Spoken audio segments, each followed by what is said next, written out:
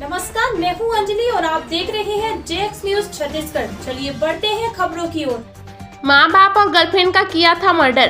Parents को आंगन में गाड़ा और रूम में गर्लफ्रेंड की कब्र बनाकर उसी पर सोता था। रायपुर में अपने माँ बाप और भोपाल में अपनी प्रेमिका का मर्डर करने वाले उदयन दास को सजा हुई है। रायपुर की अदालत ने उदयन को आजीवन कारावास की सजा सुनाई है।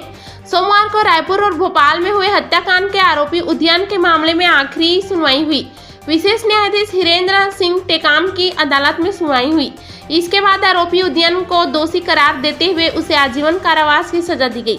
पब्लिक प्रोसिक्यूटर नीलेश ठाकुर ने बताया कि कोर्ट ने उदयन को सश्रम कारावास की सजा दी है।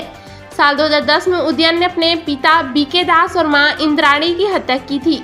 इन दोनों के मर्डर के बाद उदयन ने सुंदरनगर रायपुर के मकान के आंगन में सेप्टिक टैंक बनवाया और इसी में दोनों को गाड़ दिया था। बाद में उदयन ने ये मकान बेच दिया था।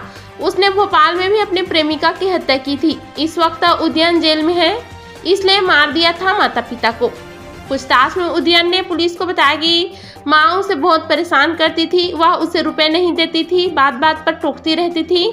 ध्यान देने वाली बात यह है कि उदयन के पिता बीके दास भेल में फोरमैन थे।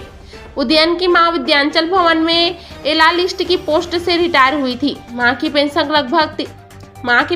लगभग 30,000 रुपए आती थी। वो मां से पैसे लेकर ऐश करना चाहता था। जब वो नहीं देती तो उसे मारने का प्लान बना लिया। चूंकि भोपाल के एमपी नगर में फेडरल बैंक में पिता के साथ उदयन का जॉइंट अकाउंट था। माँ पिता की मौत के बाद उदयन हर माह उनका पेंशन निकाल लेता था और बैंक कर्मी जब उनके बारे में पूछते तो टाल देता था।